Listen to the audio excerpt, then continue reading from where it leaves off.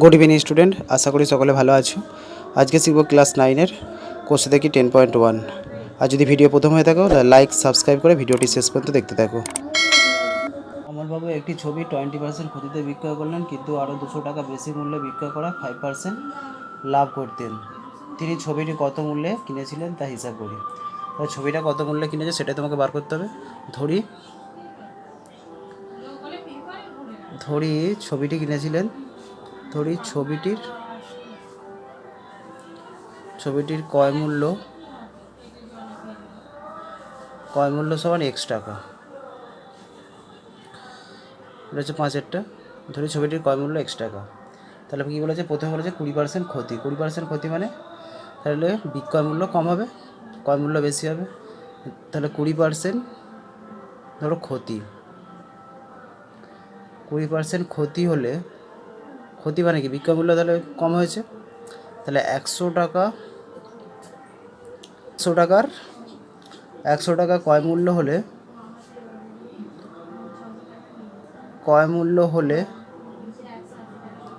বিক্রয়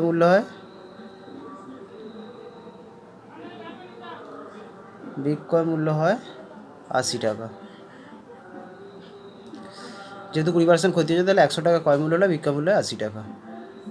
এবার তোমাকে বলেছে x টাকা তোমার ছিল, তাহলে 1 টাকা ক্রয় মূল্য হলে বিক্রয় মূল্য হয় 80/100। আর x টাকা ক্রয় মূল্য হলে তাহলে 80/100 গুণিতক x, 0 0 কাটা, 4 8 2 5 10 সমান 4x/5 টাকা।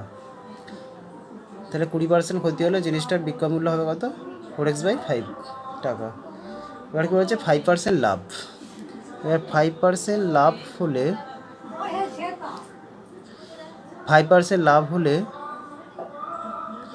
তাহলে 100 টাকা ক্রয় মূল্য হলে তাহলে বিক্রয় মূল্য বেশি হবে।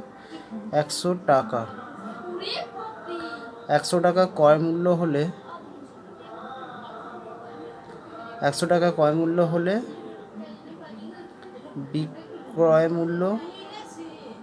বিক্রয় মূল্য হবে, তাহলে 100 টাকা ক্রয় মূল্য হলে বিক্রয় মূল্য কত? 5% যেহেতু লাভ, তাহলে 100 + 5 তাহলে 105 টাকা। কারণ লাভ হয়েছে মানে বেশি হবে, তাহলে বিক্রয় মূল্য। তাহলে 1 টাকা ক্রয় মূল্য হলে বিক্রয় মূল্য হবে কত? 105/100। তাহলে x টাকা যদি ক্রয় মূল্য হয়, x টাকা ক্রয় মূল্য হলে বিক্রয় মূল্য কত হবে? 105/100 গুণিতক x। 5 দিয়ে কাটো, 5 × 20 100, 5 × 21 105 সমান 21x/20 টাকা। কিন্তু অঙ্কে কী বলেছে? কিন্তু আরও যদি 200 টাকা বেশি মূল্যে বিক্রয় করতো তাহলে আরও দুটো বেশি টাকা। তাহলে শর্তানুসারে লেখো। শর্তানুসারে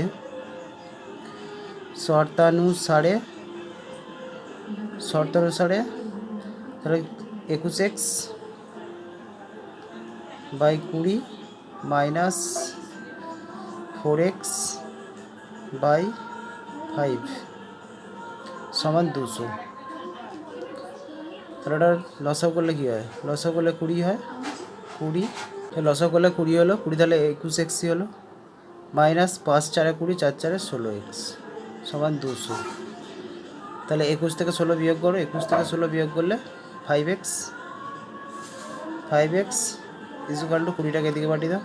তাহলে 200 গুণিতক 20 বা x সমান 200 গুণিতক 20/5, 5 4 20 4 বা x সমান 4 2 8 800 টাকা।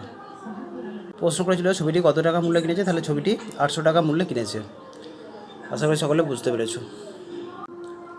6টা বলছে সুপ্রিয়া একটি ঘড়ি কিনেছে, যদি সেই ঘড়িটি 370 টাকা বিক্রয় করে তখন তার যত টাকা লাভ হয়, তবে যদি 210 টাকায় বিক্রি করলে তত টাকা ক্ষতি হয়। মানে 370 টাকা বিক্রি করলে যা লাভ হবে, আবার 210 টাকা বিক্রি করলে তাই ক্ষতি হবে। হিসাব করে দেখি ঘড়িটির ক্রয় মূল্য কত। তাহলে ধরি ঘড়িটির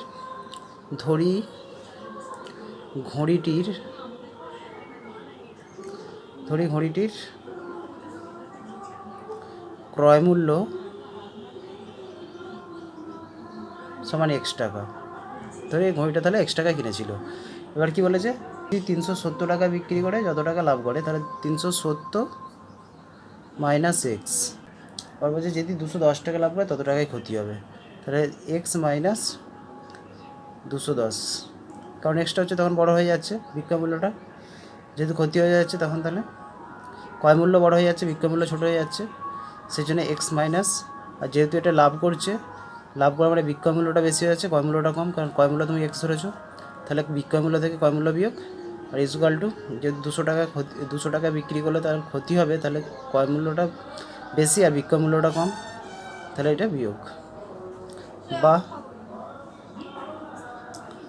বা এক্সগুলোকে এদিকে করো, তাহলে এক্স, এটা এক্সটাকে এদিকে নিয়ে গেলে minus x is equal to minus 210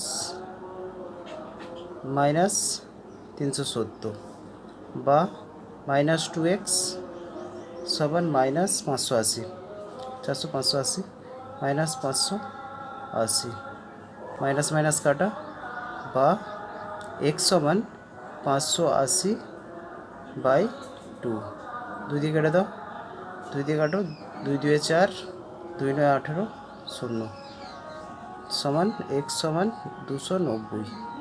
অতএব ঘড়িটির